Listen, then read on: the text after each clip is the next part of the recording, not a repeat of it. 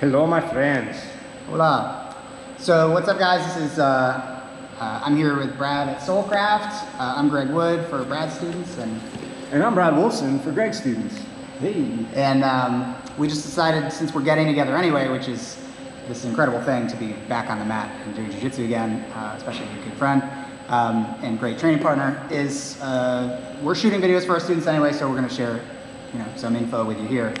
And today we were talking about passing the guard, and we'd probably just share each a couple ideas. Yeah, cool. Yeah. Do you want to lead the charge, Greg? Yeah, if your head's toward the camera. Yes, sir.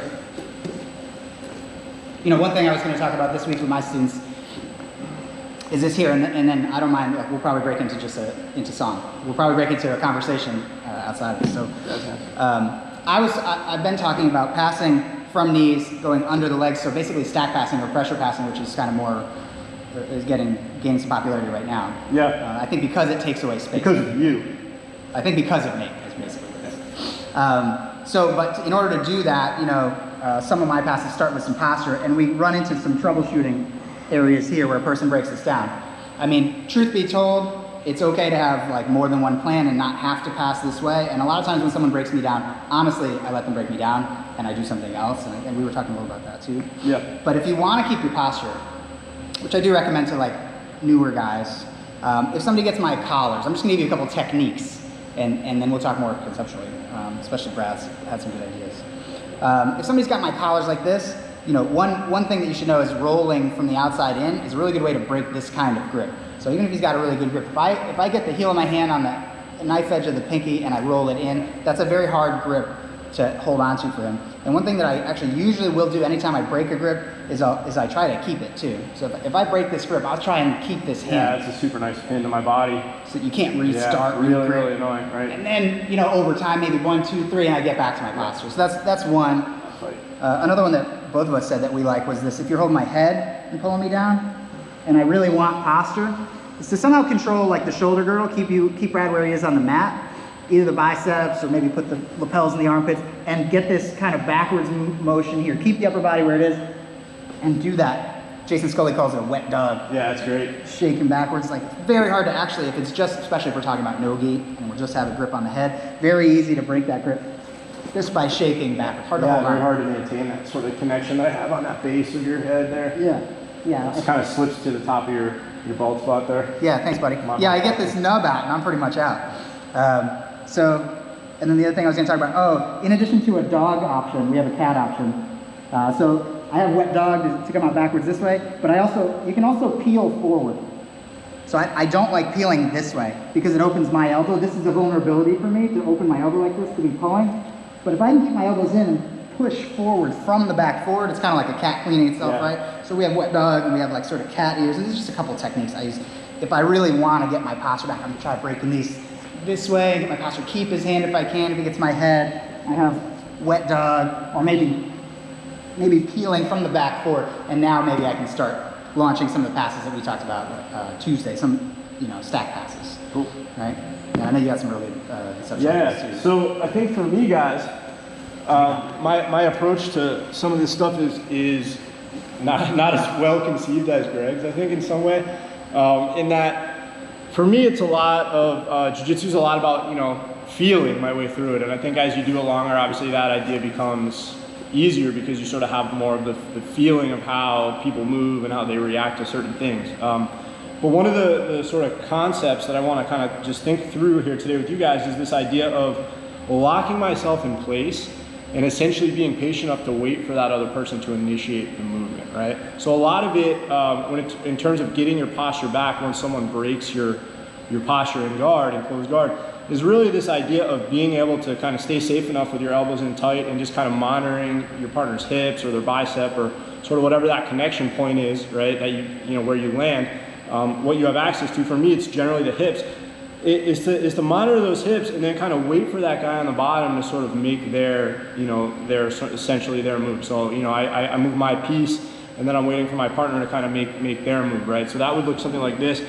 However Greg broke my posture, whether it's head, collar, whatever, obviously, I like that wet dog a lot too, that Greg was saying, if I can back out and get up, or use any of those techniques, that's awesome. But sometimes you just can't. You know, the person's big or they have their legs high in the guard, or whatever it is. You kind of have to accept this bad position for a moment or two, okay? So the thing here is just to stay safe. For me, it's elbows in tight, and I just kind of monitor my partner's hips here.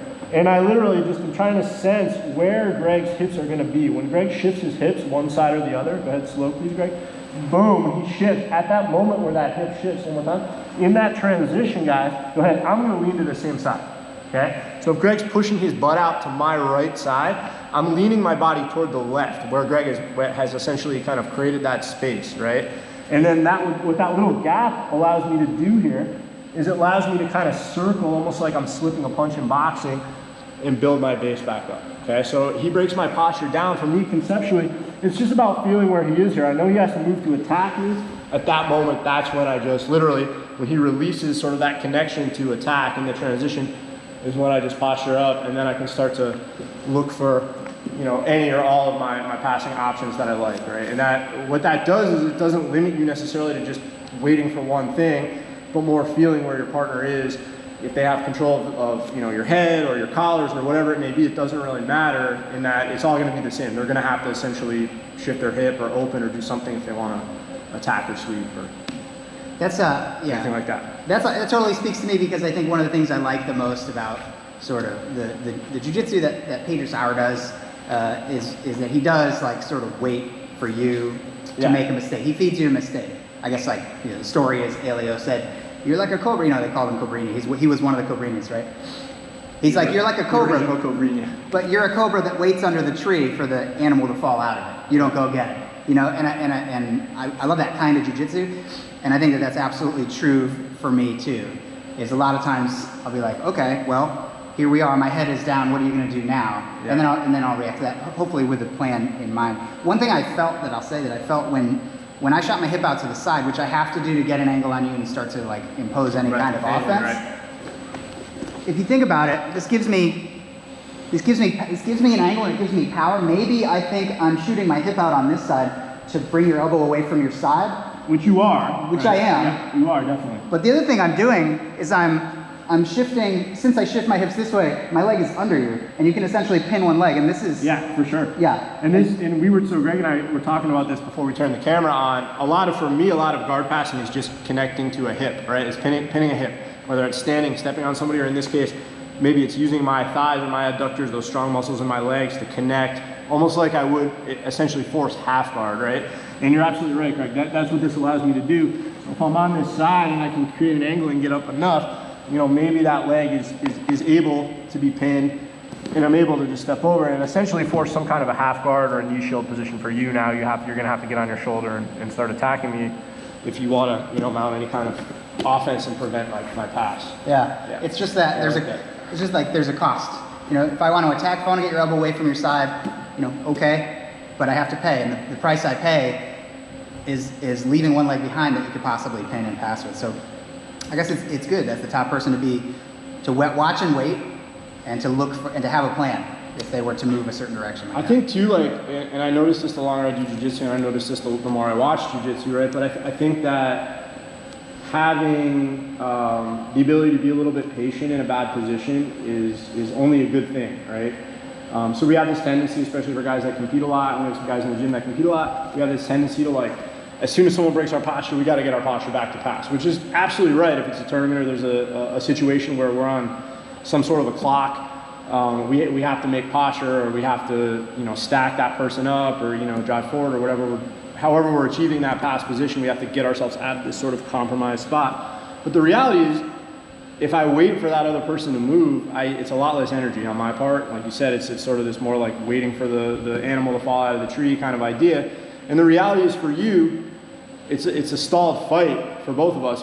If you're not moving and I'm not moving, right? So I'll wait there for a second and inspire you to sort of use that broken posture to set up your attack. You know, for me, that tends to work a lot better. I mean, of course, you can give the hoist answer too, which is don't get your posture broken in the first place, and that, you know, that's the mistake that you made, right? What are you doing, man? How do you defend this? Don't get caught there, right? Yeah. Well, cool. Yeah. just a brief video. Nice to share thoughts with another person. Probably nice to see. Nice to be within 6 feet of another person, Greg. Yeah, it's nice to feel with another person. It's probably nice to. It's clearer to see with another person. I've been doing a lot of solo drill stuff. I think you've been doing the same. Me too, yeah. So, you know, whatever. Thanks for tuning in, guys. Great to be your brother. Public service announcement. Greg is my only training partner. I have no other connection with any other people right now. I live alone. We've vetted each other's health significantly.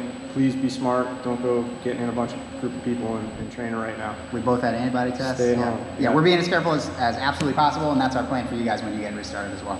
Yeah. All right, see you on the mat. Okay.